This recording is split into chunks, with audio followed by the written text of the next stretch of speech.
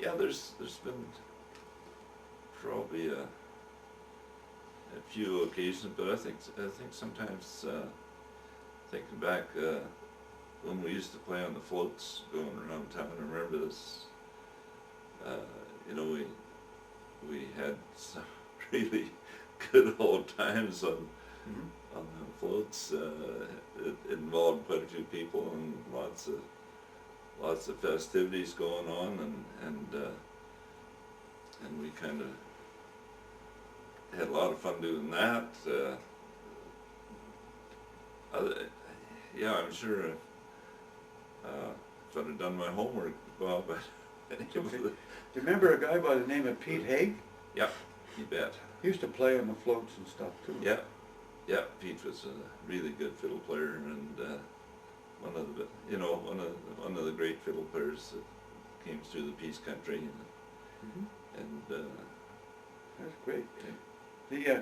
I wonder if you would just do us another song that would maybe express some of the good times and some of the memories you have of playing in some of those parades and festivals and stuff. You must have another tune you could pull out there for us and share with us.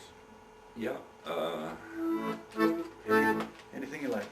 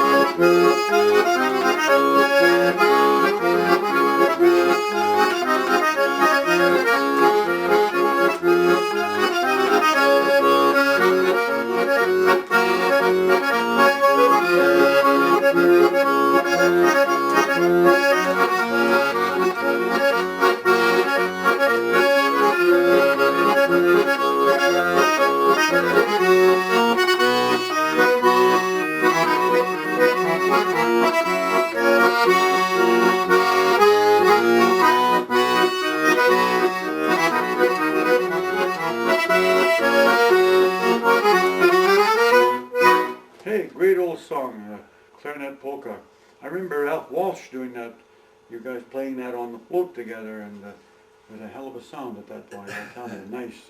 The couple of other things, the accordion really shines in my mind about being an instrument that illustrates the old-time waltz, and I'd like you to pick an old-time waltz that you've played over the years, ones that maybe the seniors have wanted you to hear, have wanted you to play for them, just any one that comes to your mind.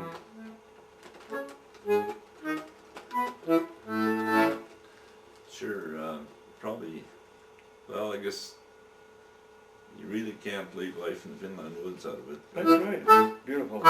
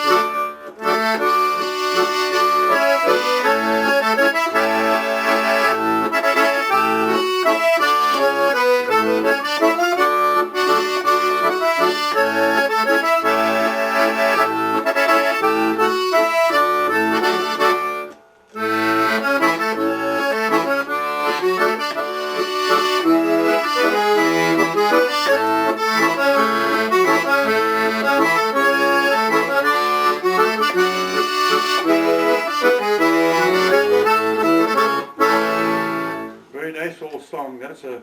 That's a tune that's been around for years and years, and it's really a nice one to do old-time waltz to.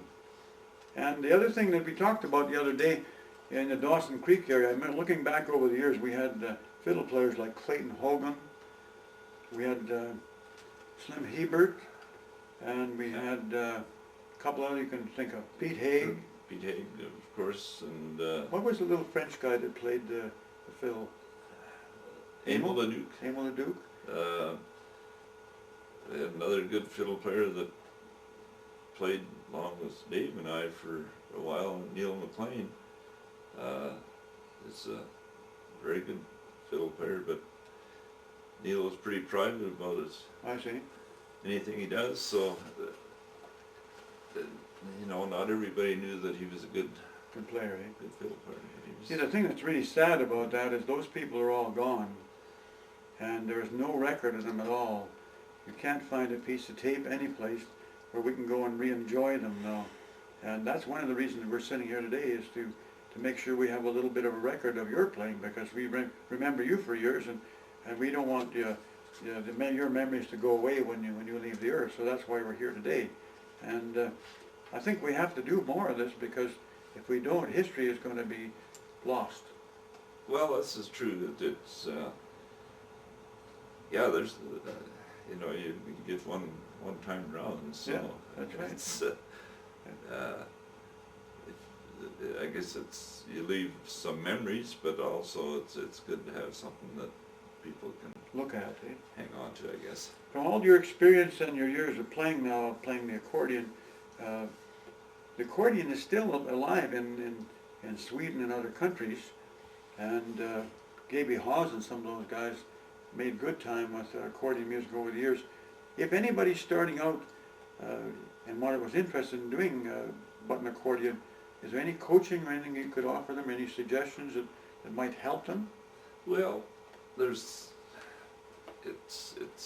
kind of nice to have a mentor and somebody that you can kind of watch and talk to, and that's getting a little harder to find for sure. But I guess sometimes in our era we had more of an advantage because we didn't have so many things to do.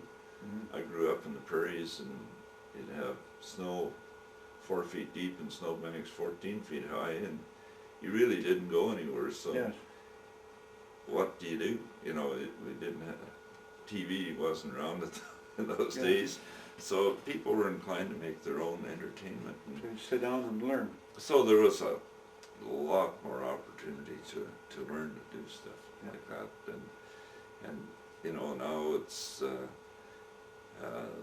anything that people do, it's usually involves electronics. Yes, yes. And not maybe so much talent. It's something like Jukebox, eh? well, yeah, you're not manufacturing it. You don't see anybody too often sitting around knitting a pair of socks anymore. So Yeah. people used to do things with their hands. Because they had too much time on their hands. Eh? Yeah, and you know,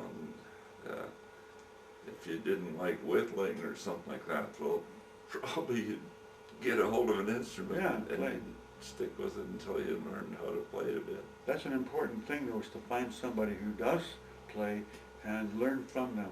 Yeah, it is. It really is. It's nice if you can find somebody that can help you out a little bit Mhm. along the way. Mm-hmm. Well, that's good. I think we've about covered the things.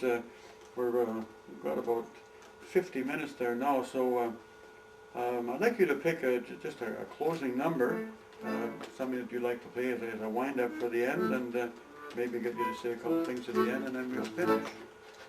Okay. I'm gonna try one that my brother-in-law played a bit, and see if I can kind of wind it up with that one. Sure. If I can get through it.